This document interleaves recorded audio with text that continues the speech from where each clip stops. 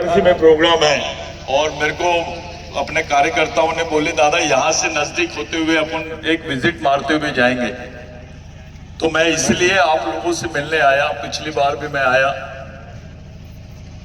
मैं आपके बीच में 10-15 मिनट बोल के निकल जाऊंगा। साथियों, इस देश में, हाँ जी भैया, अरे बहुत बहुत धन्यवाद साहब। ऐसे इधर से एक साइड हो जाना। अब आपको मैं जंगल में बुलाता हूं, उधर हमारे जहां AK-47 ही चलता है, दूसरा कुछ नहीं चलता। और आपको जरूरत है उसकी अभी, क्योंकि मशीन पूरा गड़बड़ कर रही है। तो कांग्रेस के पास बिरसा ब्रिगेड का होना बहुत जरूरी है, नहीं तो कुछ नहीं होने वाला। तो साथियों, हम उस व्यक्ति की जयंती मना रहे हैं जिसके वजह से तुम्हारे 7/12 में लिख के आया कि ये जमीन के तुम मालिक हो। कोई ताली नहीं बजाएगा। तालू कौन बजाता है? इधर आओ, नजदीक आओ, थोड़ा इधर आ जाओ, नजदीक आओ। मैं इतने दूर से तुमसे मिलने आ रहा और तू उधर लड़की जैसा बैठता है रे। इधर नजदीक आ, चलो बैठो इधर। दूर दूर बैठो, थोड़ा दूर दूर, झुंड में मत बैठो, थोड़ा हल्का दूर दूर हो जाओ। आ जाओ, जाओ, चलाओ, जल्दी जल्दी बैठो। ए, सब लाइन से खड़े मत रहो, बैठो। आ जाओ बेटा, बैठ जाओ। अरे उद्धट रहो के। आ जाओ, आ जाओ।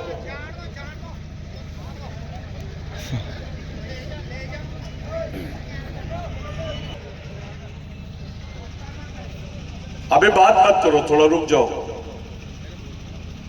आप लोग ऐसे आदमी की जयंती मना रहे हैं,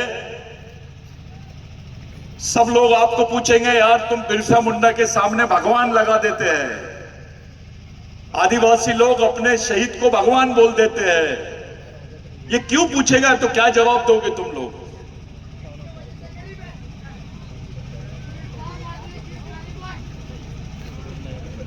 इसमें से समझ में आ गया अपने कितने लोग तैयार हैं यहां। सो बैठने दो सबको। तो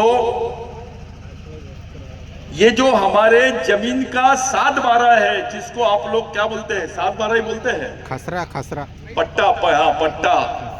वो पट्टे पे जो आपका नाम लिखा है ना,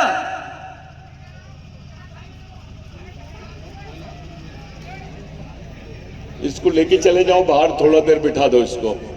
पानी डाल के थोड़ा ठंडा कर।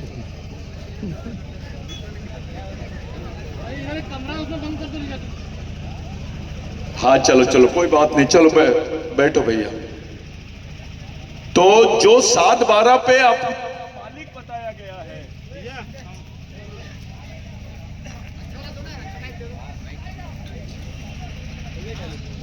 जो 7/12 पे आपको मालिक बताया गया है, ये जो शुरू हुआ कानून, ये 1898 में जो संघर्ष हुआ था बिरसा मुंडा का, उस संघर्ष का परिणाम है जिसमें हजारों लोग मारे गए, जिसकी वजह से आपके लिए कानून बना जिसको भूमि अधिनियम बोलते हैं 1898 का, जिसमें लिखा हुआ था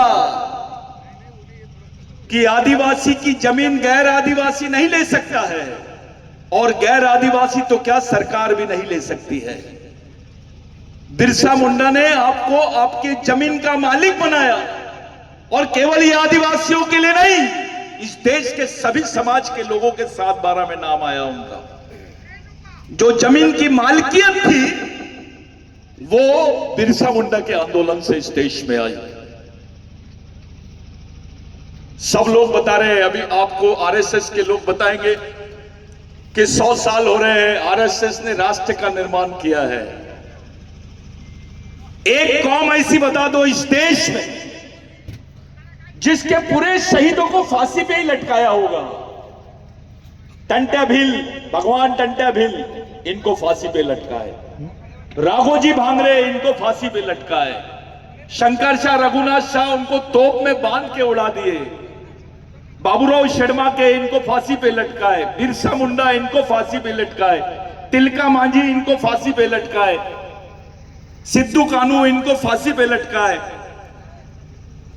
जितने आदिवासी शहीद थे उन तमाम लोगों को फांसी पे लटकाए साहब। मैंने एक आदमी से पूछा कि एक कौम बता दो ऐसी जिस कौम के इतने सारे लोगों को फांसी पे लटकाए होंगे, और उस कौम ने लड़ाई काहे की लड़ी? जमीन की लड़ाई लड़ी। ये जमीन है तो देश है, जमीन नहीं रहती तो देश नहीं रहता। आपके बच्चों का भी आरक्षण खत्म हो गया है, अब सब निजीकरण कर रहे हैं लोग। चाहे ब्राह्मण का बच्चा हो, चाहे दलित का बच्चा हो, आदिवासी का बच्चा हो, मुस्लिम का बच्चा हो, ओबीसी का बच्चा हो, किसी भी बच्चे को अब सरकारी नौकरी नहीं मिलेगी। अगर सरकारी नौकरी आपके बच्चों को नहीं मिलेगी तो अगली लड़ाई काहे के लिए करोगे आप? अब तो सब अदानी के पास जाएगा, सब अंबानी के पास जाएगा। 500 सर, मैं आपको बता रहा हूं, आपके एरिया की 1 लाख हेक्टेयर जमीन रिजर्व की गई है अभी देने के लिए। ये लड़ाई आपको लड़नी पड़ेगी अभी। जब 1 लाख हेक्टेयर जमीन आदिवासियों की ली जाएंगी यहां की, तो वो बेचारे आदिवासी जाएंगे कहां? किधर जाएंगे? कौन बचाएगा उनको? उनकी लड़ाई कौन लड़ेगा?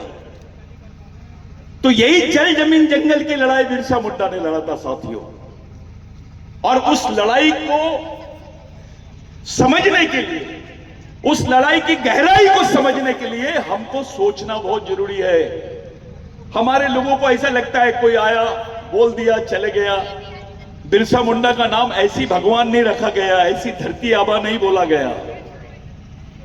जिस बिरसा मुंडा पे आप बात कर रहे हो वो आपकी जमीन का ओरिजिनल मालिक है। अगर आपके पास जमीन का टुकड़ा नहीं होता तो आप क्या करते हैं बताइए? मेरे को ऐसे भगवान का नाम बताओ जिसने तुमको जमीन दिया हो, जिसने तुम्हारे लिए फांसी के तख्ते पे चढ़ गया होगा, ऐसे भगवान का नाम बताओ। अगर जमीन नहीं होती तो तुम्हारे बच्चों के बदन पे कपड़े नहीं होते, तुम्हारे पेट में रोटी नहीं होती, तुम्हारी पहचान नहीं होती। बिरसा मुंडा का आंदोलन इस देश के आदिवासी नहीं, इस देश के जितने वर्ग के लोग हैं तमाम लोगों के लिए बहुत महत्वपूर्ण आंदोलन था। अभी लग रहा है सरकार को तो 150वीं जयंती पे जनजाति गौरव दिवस के रूप में मनाया जा रहा है। भाई जनजाति क्यों बोल रहे हो आप? आदिवासी बोल दो ना। क्यों डर लगता है तुमको आदिवासी बोलने से? ये आपको आदिवासी इसलिए नहीं बोलना चाहते हैं क्योंकि आपकी जमीन की मालकियत के जो अधिकार है उसको छीनना चाह रहे हैं ये लोग। आपकी जमीन पे नजर है इनकी। और यही लड़ाई जल जमीन जंगल की लड़ाई बिरसा मुंडा ने लड़ा था। जल के बिगर आप जिंदा रह सकते हैं क्या? कोई भी आदमी रह सकता है? नहीं रह सकता है। हवा के बिगर, यानी जंगल से हवा आती है, उसके बिगर रह सकता है क्या? और जमीन के बिगर जिंदा रह सकते क्या आप? तो यही जल जमीन जंगल की लड़ाई लड़ने वाले भगवान का नाम है बिरसा मुंडा। अपनी उम्र की 16 साल में इतनी बड़ी क्रांति किया कि विश्व के लोग आज उसके ब्रेन पे रिसर्च कर रहे हैं, सोच रहे हैं कि आखिर ये कौन सा आदमी है, इसकी सोच क्या थी। जल जमीन जंगल की बात यानी पूरे मानव जाति को, प्राणियों को जिंदा रखने की बात है, पर्यावरण की बात है। और हमको वो पाठ सिखाते हैं, रामदेव बाबा आता, आमदेव बाबा आता, बताता है आदिवासियों को। अबे वो तो जिंदा ही उसी लिए है। आज जंगल है इस देश में, आदिवासियों के भरोसे है। जो जमीन बची है वो आदिवासियों के भरोसे है। जितनी नदियां है वो आदिवासियों के भरोसे है। अब तो इन्होंने टाइगर वर्सेस ट्राइबल कर दिया है। या तो जंगल में शेर रहेगा या आदिवासी रहेगा, ऐसी परिस्थितियां बना रही है इन्होंने। और इसी शेर के नाम पर, टाइगर कॉरिडोर के नाम पर आदिवासियों को जंगल से खदेड़ने का काम कर रहे हैं लोग। आपको ये लड़ाई भी लड़नी पड़ेगी। ये गांडूगिरी छोड़ना पड़ेगा। ये गोंड है, ये प्रधान है, ये भील है, ऐसा जो भी करेगा वो समाज पे घात करेगा। जब तक के समाज को आप एक जगह नहीं लाओगे तब तक के आपका कुछ होने वाला नहीं है। बिरसा मुंडा ने क्या बोला था? बिरसा मुंडा ने एक महत्वपूर्ण बात बोली थी कि समाज पैसे से यानी आर्थिक रूप से गरीब रहेगा चलेगा, लेकिन विचारों से गरीब नहीं रहना चाहिए। जो समाज विचारों से गरीब रहता है वो गुलाम पैदा होता है और गुलाम ही मर जाता है। यह बात बिरसा मुंडा ने बोला था 16 साल की उम्र में। अरे मूंछ की कोम नहीं आती, अभी लड़के जींस पहन के चिड़ीमारी करते हैं, इधर घूमते हैं उधर घूमते हैं। उस वक्त बिरसा मुंडा हमारे लिए सोच रहा था। मैं आपसे पूछना चाहता हूं, कौन सा भगवान है जो 16 साल की उम्र में आपके लिए लड़ाई लड़ा? कौन से भगवान ने आपको जमीन दिया? उस भगवान का नाम बताओ। बिरसा मुंडा पहला आदमी है जिसने इस देश में एक बात बोला अंग्रेजों को कि आप होते कौन हो हमसे टैक्स लेने वाले, हम इस जमीन के मालिक हैं। यह आंदोलन इस देश का सबसे बड़ा आंदोलन था। इसी आंदोलन ने भारत को आजादी दिलाई है साथियों। अरे डॉक्टर बाबा साहब अंबेडकर भंडारा से इलेक्शन हार गए थे। वो डॉक्टर बाबा साहब अंबेडकर पहली बार पश्चिम बंगाल से जीते और उनको जिताने वाले कोई और लोग नहीं थे, बिरसा मुंडा के ही लोग थे। उनकी बदौलत डॉक्टर बाबा साहब अंबेडकर जीते। डॉक्टर बाबा साहब अंबेडकर संविधान सभा के अध्यक्ष बने और उनको संविधान बनाने का मौका मिला। अगर बिरसा मुंडा का आंदोलन नहीं होता तो बाबा साहब को संविधान बनाने का मौका इस देश में नहीं मिलता। जिनको आप राष्ट्रपिता महात्मा गांधी बोलते हैं, वो तो वकील थे। मोहनदास करमचंद गांधी, एडवोकेट महात्मा गांधी जी का नाम था। वो विदेश से आए थे और कांग्रेस का पहला अधिवेशन हुआ था रामगढ़ में, जहां झारखंड है। उस अधिवेशन में गांधी जी गए थे। वहां एक बोर्ड लगा हुआ था साथियों। वो बोर्ड में लिखा हुआ था धरती आबा, क्रांति सूर्य, महामानव, भगवान बिरसा मुंडा। तो गांधी जी ने वो नाम पढ़ा इतना, तो एक जन को पूछा आदिवासी को खड़े होकर कि ये कितने लोगों के नाम हैं? तो एक आदिवासी खड़ा हुआ और गांधी जी को बोला, गांधी जी ये एक ही आदमी का नाम है। फिर उनसे पूछा गया, गांधी जी ने पूछा कितने साल तक जिए? तो उन्होंने बताया 24 साल तक। फिर गांधी जी ने पूछा ये चाहते क्या थे? तो उन्होंने बताया अपनी मुंडारी भाषा में, मोड़ागाज मोल माउस, याने गोंडी में बोलते मावा नाटे मावा राज, हमारे गांव में हमारा राज। यह बिरसा मुंडा का आंदोलन था। गांधी जी ने बोला कि इस आंदोलन की पूरे देश को जरूरत है। वहां से गांधी जी ने टाई कोट निकाला, बिरसा मुंडा जैसी लंगोटी पहने और पूरे देश में भारत छोड़ो आंदोलन चलाए। तब देश की आजादी की नींव रखी गई साथियों। जिन्होंने देश के लिए उंगली भी नहीं कटाई वो आपको राष्ट्रभाषा की बात करते, राष्ट्र प्रेम की बात बता रहे, राष्ट्र सेवा की बात बता रहे, राष्ट्र प्रेम बता रहे आदिवासियों को। अबे आदिवासियों को बताने की कोई जरूरत ही नहीं है। वो इस देश का मालिक था, है और रहेगा। बिरसा मुंडा ने बोला कि आदिवासी इस देश का मूल मालिक है और उसका आदिवासियों का अस्तित्व इस देश में भगवान से भी पहले है। यानी भगवान पैदा नहीं हुए थे तब से आदिवासी इस जमीन पे रहते हैं। यह सच है। यहां का ओबीसी, यहां का दलित, यहां का अल्पसंख्यक ये आदिवासियों के वंशज है। इस देश का मूल मालिक आदिवासी है। ये बात बिरसा मुंडा ने अपने पूरे जीवन चरित्र में, आप लोग जाएंगे उसका पूरा आंदोलन इसी के ऊपर था। आज वही बात हमको बोलनी पड़ रही है। इस देश के दो महापुरुष है, डॉक्टर बाबा साहब अंबेडकर जिन्होंने संविधान निर्माण किया। आज उनका संविधान नहीं होता तो आपके हिस्से में आरक्षण नहीं होता, पढ़ाई नहीं होती, लिखाई नहीं होती, नौकरियां नहीं होती। और ये बाबा साहब ने भी प्रेरणा बिरसा मुंडा से ली। महात्मा गांधी जी जिनको आजादी का सबसे बड़ा रोल जिनका था, वो महात्मा गांधी जी ने भी बिरसा मुंडा से प्रेरणा ली। अगर महात्मा गांधी जी इस देश के राष्ट्रपिता है तो बिरसा मुंडा तो इस देश का आजा होना चाहिए, क्योंकि वो आदिवासी है, उस पर कोई बात नहीं करता है।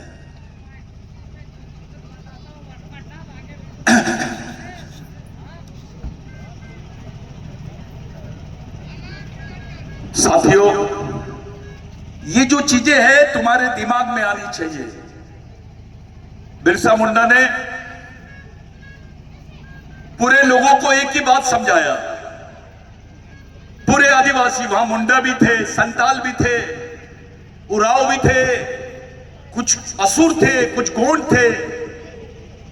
जो झारखंड का बेल्ट है, उस बेल्ट में पूरे आदिवासी लोग ऐसे उनको सुनने के लिए आते थे। बिरसा मुंडा दो ही बात बताते थे उनको, उनके सामने जानबूझकर ये बात बोलते थे, हम तमाम आदिवासियों की संस्कृति एक है, हमारे पूरे तमाम आदिवासियों का वंश एक है, हमारी अधिकार एक है, तो समाज भी एक होना चाहिए। ये बात बिरसा मुंडा बोलते थे। और बिरसा मुंडा ने पहले ही बता दिया था कि वो कौम ही जिंदा रहती है जिस कौम के लिए मरने वाले लोग रहते हैं। इस कौम के लिए मरने वाले लोगों की वजह से कौम जिंदा रहती है। अगर बिरसा मुंडा शहीद नहीं होते, टंटा भील शहीद नहीं होते, रेंगा कोरकू शहीद नहीं होता, तो आपको और मेरे को इतनी आजादी से बैठने की यहां पर ये अधिकार नहीं मिलता, हम बैठ भी नहीं सकते थे। साथियों, ये जो बेल्ट है इसको बोलते हैं सतपुड़ा बेल्ट। यहां पे भगवान रेंगा कोरकू की भी जमीन थी, यहां टंटा भील का भी कार्यस्थल है, यहां से मेलघाट बेल्ट लगा हुआ है। ये बेल्ट में इन लोग अपनी क्रांतिकारी गतिविधियों को अंजाम देते थे। जहां पे आप रहते हो, आप बहुत महान लोग हो, बहुत बड़े लोग हो, यहाँ का ओबीसी आदमी भी उतना ही महत्वपूर्ण हिस्सा है आप समाज का, आदिवासी समाज। ये आपको समझना पड़ेगा कि आप लोग समाज को किस डायरेक्शन में लेके जाओगे। अभी आरक्षण खत्म हो रहा है, तुम्हारे को नौकरियां नहीं मिलेंगी, तुम्हारा बच्चा जिंदा कैसे रहेगा उस पर बात करो। प्रदेश में हर आदिवासी, एक परिवार के बाद दूसरा परिवार मजदूर है आदिवासियों का। अभी मजदूरी का भी काम तुमको नहीं मिलेगा, जिंदा कैसे रहोगे तुम? तुम्हारी जमीनें छीन लेंगे ये लोग, जिंदा कैसे रहोगे तुम? तुम्हारा बच्चा ग्रेजुएट भी हो जाएगा तो उसके हिस्से में नौकरी नहीं आ रही है। तो ये सब जो चीजें हैं तुम्हारे सामने खड़ी है। सबसे ज्यादा देश में गरीब कौन? तो आदिवासी। सबसे ज्यादा मजदूर कौन? तो आदिवासी। सबसे ज्यादा जेल में कौन? तो आदिवासी। सबसे ज्यादा गोलियों से किसको मार रहे हैं ये लोग? तो आदिवासियों को मार रहे हैं। तो ये जो चीजें तुम्हारे दिमाग में आएंगी, सबसे ज्यादा भूख से मरने वाले लोग मेलघाट में, वर्ल्ड में, ये कौन है? आदिवासी।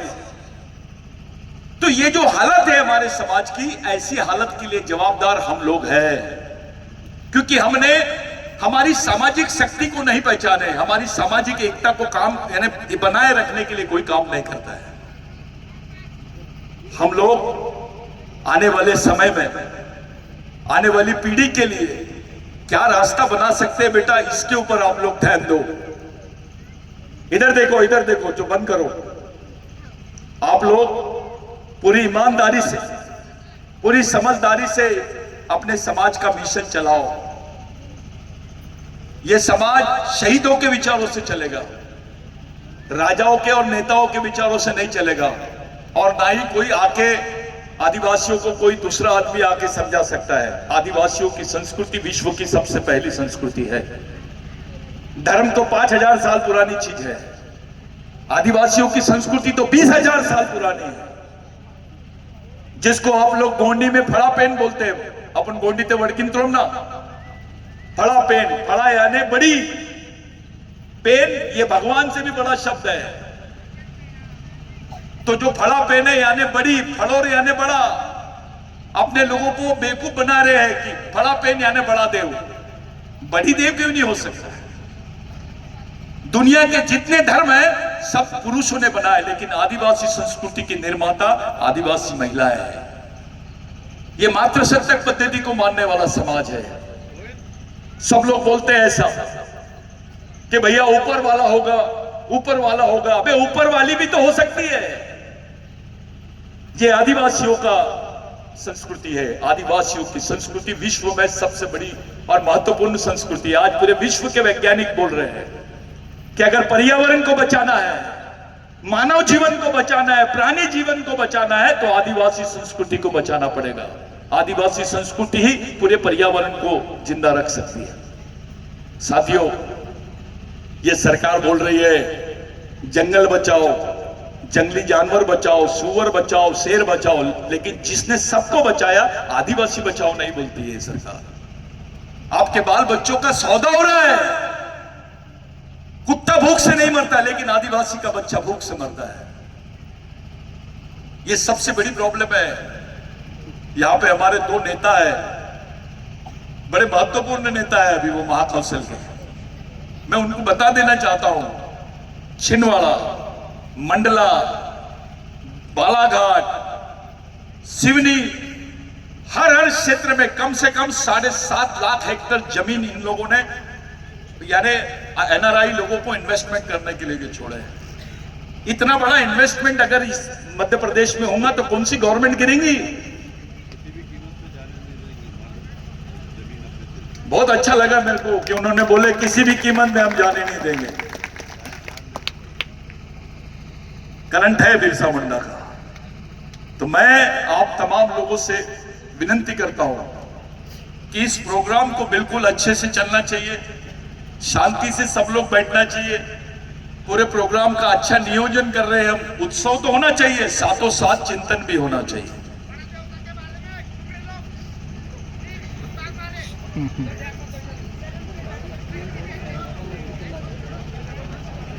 अपने लोगों की यही तकलीफ है, चलता है, उसके तरफ ध्यान मत दो।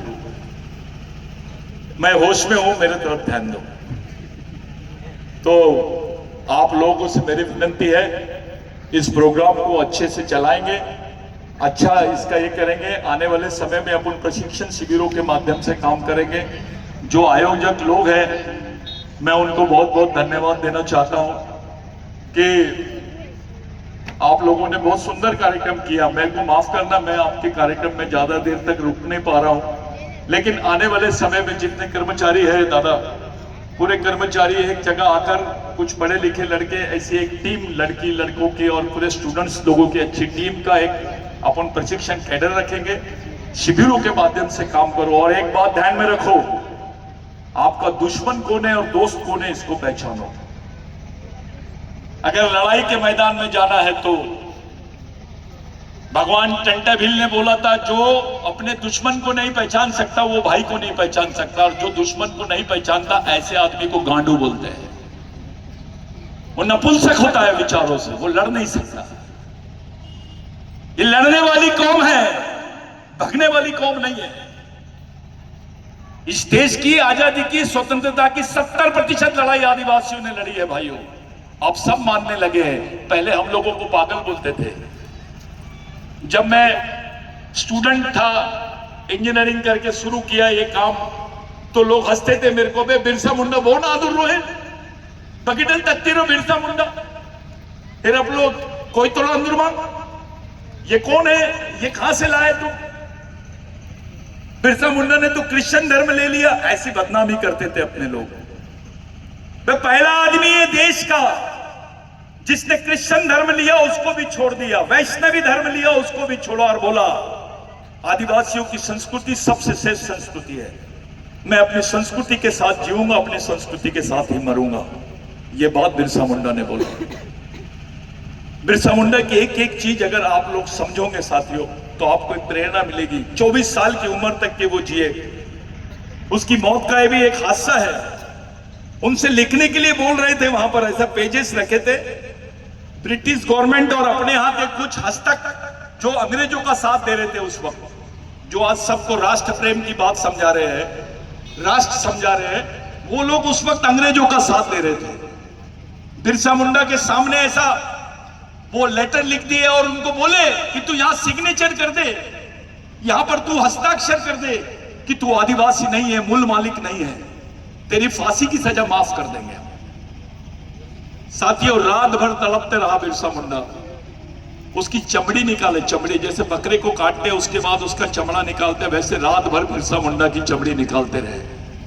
वो तड़पता रहा, लेकिन उसने वहां पर साइन नहीं किया, हस्ताक्षर नहीं किया, और मरते मरते बोल के गया, मैं आदिवासी था, आदिवासी हूं और आदिवासी ही रहूंगा। यह भारत आदिवासियों का था, आदिवासियों का है और आदिवासियों का ही। यह बात बिरसा मुंडा ने बोली। मर गया, लेकिन उसने माना नहीं कि मैं आदिवासी नहीं हूं। अपने कुछ साथी लोग छोटी सी लालच में आकर अपने आप को वनवासी बोल रहे हैं। ये लोगों का षड्यंत्र चल रहा है आपके खिलाफ। पहले आदिवासियों को मूल निवासी बोलते थे, फिर वनवासी, अभी फिर आदिवासी बोलने लग गए, अभी वनवासी, और 10 साल रुक जाओ तुमको स्वर्गवासी बोलेंगे। ये प्लानिंग है तुम्हारे खिलाफ में। इस बात को समझो। बिरसा मुंडा ने बोला था कि ये शनिवार, इतवार, मंगलवार, ये जो उपवास तुम लोग करते हैं, ये उपवास वगैरह छोड़ो और अपने बाल बच्चों के लिए कलेक्टर ऑफिस के सामने उपवास करो, वहां बैठो, वो आंदोलन करो, अगर सही में बिरसा मुंडा को मानते होंगे तुम। मंगलवार को फलाना देवी का उपवास है, शनिवार को बजरंग बली का है। ऐसा लगता है कि वो जो पंडा महाराज है रोज फोन पे बात करता है। अरे ये क्या है, ये क्या है ये? आप लोगों को इसमें से निकलना पड़ेगा बाहर, अपनी संस्कृति को, अपनी पहचान को, अपने अधिकारों को जिंदा रखने के लिए, अपने आने वाली पीढ़ी को जिंदा रखने के लिए। भाइयों, ईमानदार रहो, समझदार रहो, गद्दारी मत करो। अपने दोस्त को पहचानो, अपने दुश्मन को पहचानो, और अपने समाज के लिए क्या दिशा होनी चाहिए उस तरफ ध्यान दो।